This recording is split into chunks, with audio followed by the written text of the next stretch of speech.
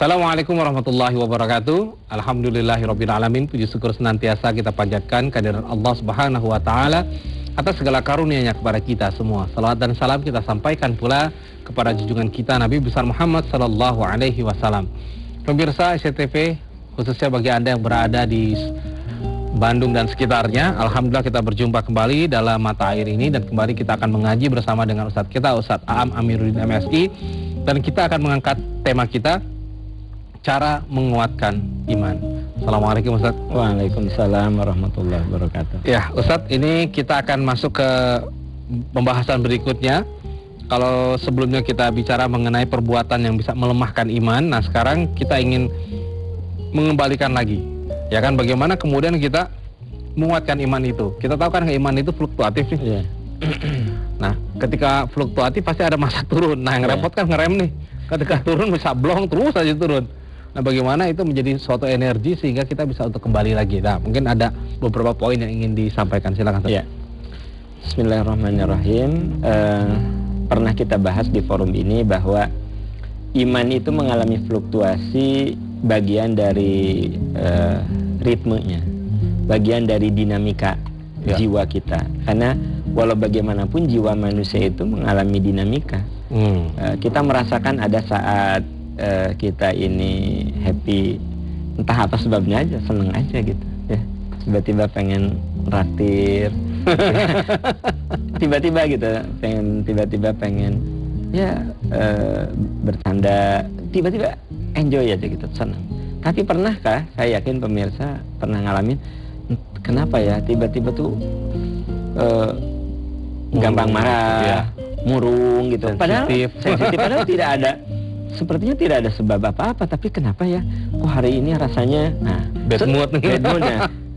Saya yakin sebagai manusia itu pernah ngalamin begitu, karena memang yang namanya manusia itu makhluk yang selalu mengalami dinamika. Nah, itu berpengaruh kepada keimanan kita. Keimanan kita ada saat mengalami penurunan, tapi juga ada saat mengalami kenaikan. Saya pernah singgung di forum ini bahwa iman itu turun nggak masalah, selama turunnya itu untuk naik. Turun 2 naik 4, turun 3 naik 8. Berarti kan siklus naik terus gitu. Nah, yang bahaya turun naik 3 turun 8, ya.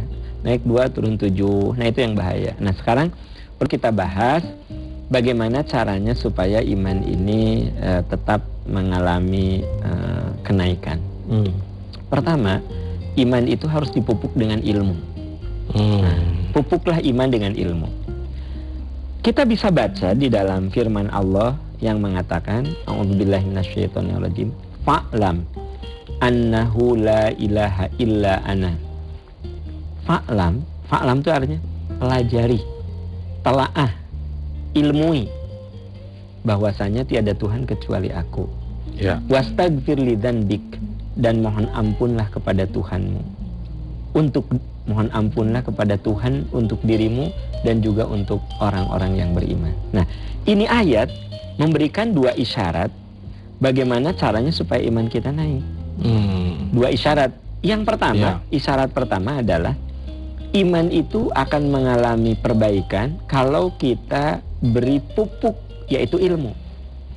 Itu sebabnya mendengarkan acara Mata Air di SCTV ini bagian dari pupuk supaya iman kita naik gitu. Kita datang ke majelis ilmu, majelis taklim, ini pupuk ya. Karena manusia itu makhluk yang harus selalu diberi peringatan. Fadzakir inna fa'atidz dzikra. Berilah peringatan, karena sesungguhnya peringatan itu akan memberikan kemanfaatan. Sisihkan waktu untuk membaca buku-buku yang bernapaskan agama. Apalagi rekan-rekan yang muda-muda kan sekarang tiada hari tanpa internet ya. Bahkan sekarang ini ada ustadz-ustadz jebolan Google University. Jadi artinya apapun tinggal nanya ke Google kan.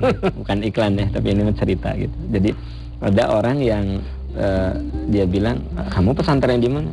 Di Google. Artinya dia tahu tentang hukum waris, dia tahu tentang hukum pernikahan, dia tahu tentang hukum perceraian, itu carinya di browsing di internet. Nah, itu bisa kita jadikan sebagai sarana untuk menguatkan keimanan. Karena apapun yang ada di sekeliling kita selalu memiliki dua pengaruh. Bisa pengaruh positif, bisa pengaruh negatif. Nah, dunia internet, dunia maya yang sekarang ini sangat dekat dalam kehidupan kita, itu pasti memiliki dua kemungkinan. Bisa untuk kebajikan dan bisa untuk keburukan. Nah, jadi semua sarana yang ada gunakan untuk mencari ilmu, memahami agama. Dan ada sabda Rasul yang mengatakan, idza aradallahu bi 'abdin khairan faqahahu fiddin. Kalau Allah akan memberikan kebaikan pada seseorang, Allah tumbuhkan curiosity, rasa ingin tahu untuk memahami ajaran agama. Jadi pupuk yang pertama supaya iman kita tumbuh baik, supaya kita punya energi untuk membangun iman kita lebih dinamis adalah ilmu. Gitu. Nah, kemudian yang kedua, supaya iman kita ini mengalami perbaikan, kita harus rajin wastaghfir li dzanbika. Sering-seringlah kamu mohon ampun atas dosa-dosamu. Nah, ini mengandung makna untuk supaya kita bisa memperbaiki kualitas iman kita, kita harus melakukan perbaikan diri yang diawali dengan muhasabah. Sekarang, bagaimana saya akan merapihkan baju saya kalau saya tidak tahu kalau baju saya ini tidak rapi? Bagaimana orang akan membersihkan kotoran yang ada di wajahnya kalau dia tidak tahu kalau wajahnya itu ada kotoran? Nah, jadi untuk bisa membersihkan, dia harus tahu dulu bahwa di wajah saya ada kotoran. Untuk merapihkan baju, dia harus tahu dulu, oh baju saya tidak rapi. Nah, dengan demikian, maka taubat atau permohonan ampun itu sebenarnya harus diawali dengan introspeksi.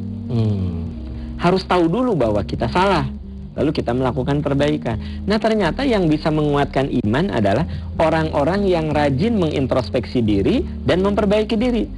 Jangan salah Mas Agus, ada orang yang rajin introspeksi diri, rajin identifikasi diri, tapi tidak melakukan perbaikan. Bahkan dia jadikan pengetahuan tentang kekurangan-kekurangan dia itu untuk pembenaran. Misal, ada seorang istri negur sama suaminya, ayah, anak-anak udah mulai gede, ayah kalau bangun jangan terlambat dong. Coba anak-anak jam 5 udah pada sholat, kok ayah jam setengah 6 baru bangun, jam 6 baru sholat. Berubah dong ayah, kata istrinya. Apa kata suaminya? Aku tahu mah, aku sering bangun terlambat, aku tahu. Tapi kamu perlu tahu bahwa itu kan kebiasaan aku dari anak-anak. Jadi dia tahu kekurangannya, tapi itu digunakan untuk membenarkan. Kamu kudu ngerti dong. Dari awal nikah, bahkan sebelum nikah kan aku udah ngomong, aku tuh bangun gak bisa jam 5. Kamu perlu tahu dong, harus ngerti itu. Nah, jadi ada suami yang tahu kekurangan dirinya tuh bukan diperbaiki, dijadikan untuk legalitas. Contoh itu, kan ada orang yang tahu kekurangannya bukan memperbaiki diri, tetapi melegalkan. Itu dari dulu saya udah begitu gitu. Seorang suami negur istrinya karena istrinya sangat kuat sekali syahwat belanjanya. Jadi boros sekali gitu ya. Suaminya negur, mah coba anak-anak udah mulai gede, kalau belanja itu pakai logika dong, jangan pakai emosi. Kamu mau beli padahal nggak dipakai. Coba pakai logika lah, jangan pakai emosi. Nabung kayak untuk anak-anak sekolah. Oh, suaminya ngomel gitu. Apa kata istrinya? Ayah perlu tahu ya, mamah itu dari dulu juga nggak bisa pegang uang. Mama nggak pernah tuh jadi bendahara, itu nggak pernah. Ya kan, karena memang mama nggak bisa pegang uang. Ayah kudu ngerti dong sifat mama. Nah, ini artinya apa? Dia tahu kekurangannya.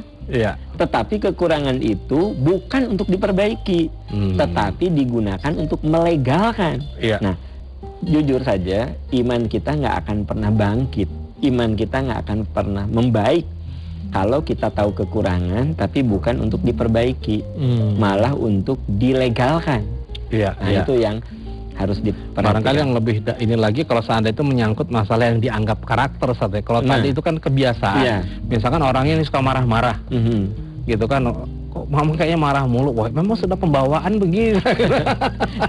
Nah, orang yang kayak gitu, Mas Agus, dia tidak akan pernah berubah. Karena dia merasa bahwa saya nggak bisa berubah. Sekarang gini, bagaimana kita bisa mengubah orang? Padahal orang yang ingin kita ubah, dia sudah menganggap settle, kokoh dengan udah nyaman dengan kondisi sifat itu. buruknya gitu loh, gitu. Nah, oleh sebab itu iman kita akan kuat pada saat kita pupuk iman itu dengan ilmu. Lalu kita rajin introspeksi diri, di mana introspeksi diri itu harus melahirkan perbaikan diri. Kan orang suka menyebut taubat, ya taubat itu artinya perbaikan diri kan, gitu. Karena bukan taubat kalau tidak ada perbaikan, gitu. Nah, kemudian yang ketiga, supaya iman itu mengalami penguatan, maka kita harus sering latihan. Jadi gini, sesuatu yang kita anggap berat itu akan menjadi ringan, terbiasa kalau kita sudah sering melakukannya. Coba lihat Pak olahragawan angkat besi, apa dia langsung bisa ngangkat 100 kilo? Enggak juga. Mungkin mula-mula 50 kilo, naik pelan-pelan gitu loh. Nah, sekarang keimanan kita akan membaik itu harus dilatih melalui proses. Oleh sebab itu, hargailah setiap proses yang terjadi pada seseorang. Yang saya maksud hargai di sini, misalnya istri kita sholatnya sudah mulai rajin lah, mulai mau, tapi suka rada terlambat. Misalnya dulu sih sholatnya susah banget, sekarang sholat tapi sudah mendekati asar, gitu. Jadi begitu salam langsung adzan asar. Sama Mas Agus misalnya ditegur, mamah tuh gimana sih sholat tapi udah mepet, gitu.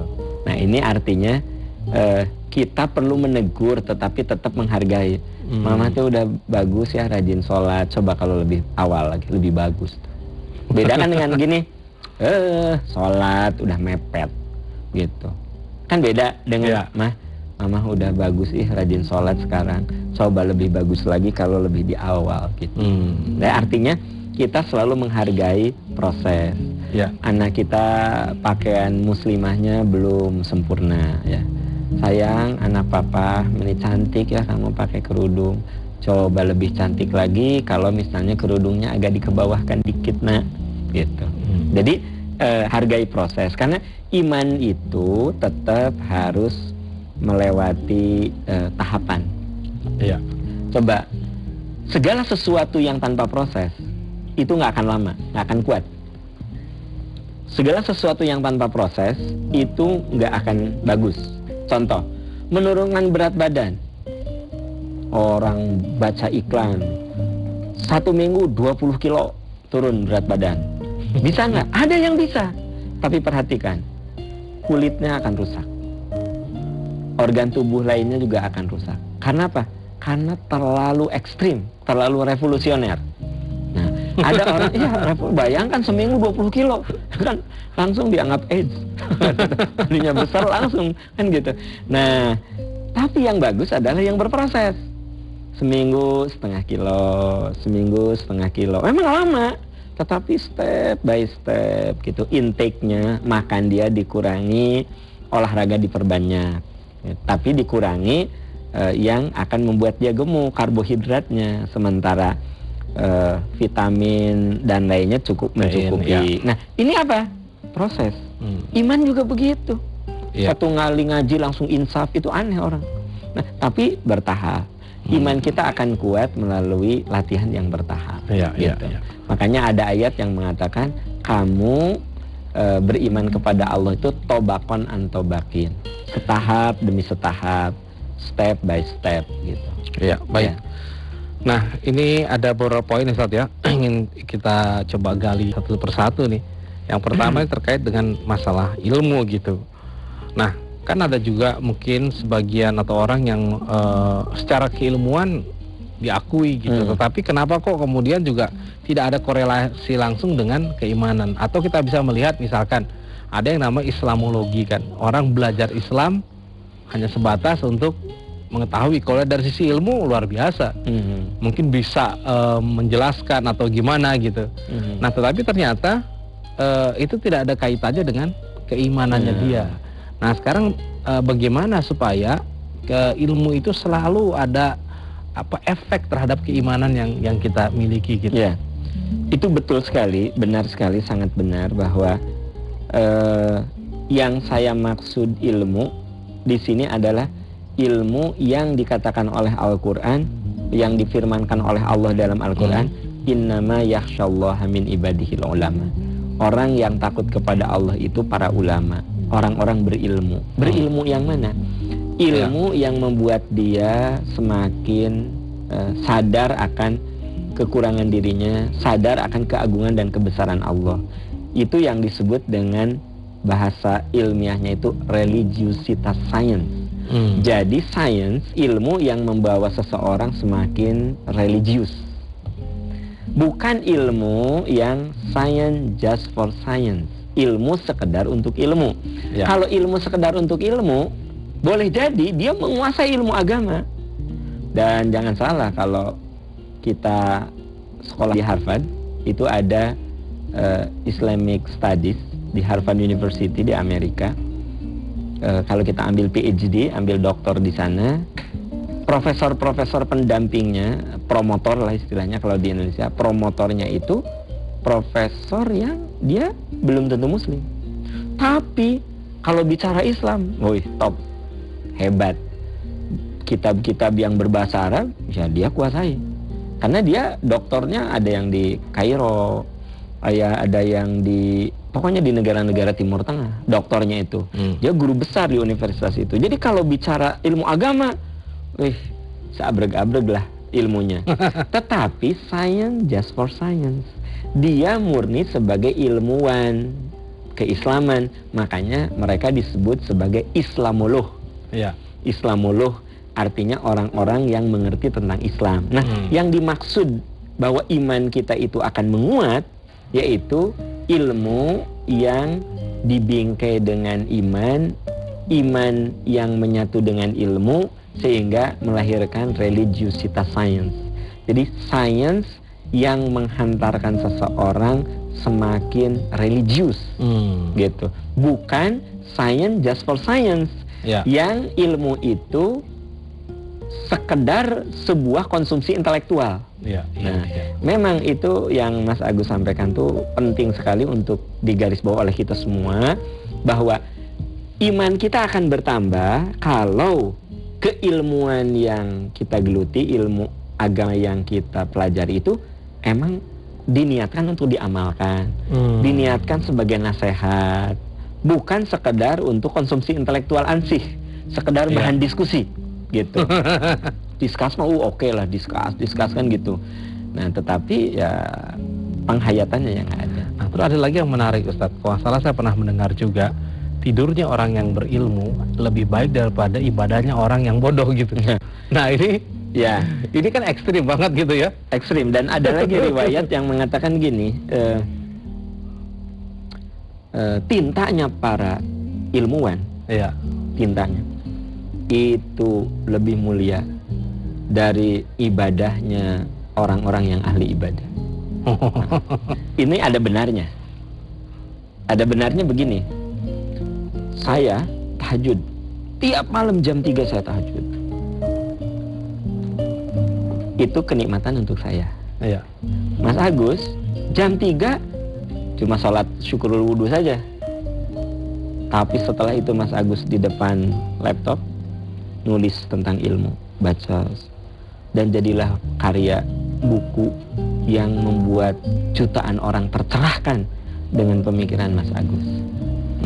Nah, itu yang disebut tintanya para ulama itu lebih mulia dari ibadahnya seorang yang namanya ubad, seorang yang rajin ibadah. Kenapa? Kalau orang rajin ibadah itu kenikmatan sendiri. Sholat, nangis, spirit, zikir, dia sendiri. Sekarang Mas Agus nulis ya, baca buku ini, direnungkan apa, udah gitu dibaca loh oleh jutaan orang, oleh ribuan orang. Berarti itu lebih banyak memberikan kemaslahatan. Nah, itu sebabnya ada ungkapan yang tadi bahwa tinta ulama lebih berharga dari macam-macam ungkapan. Ada kalau ada juga kan itu kata hikmah sebenarnya, bukan hadis, itu kata hikmah. Katanya tinta ulama itu lebih berharga dari hitamnya dahi orang-orang yang suka bersujud.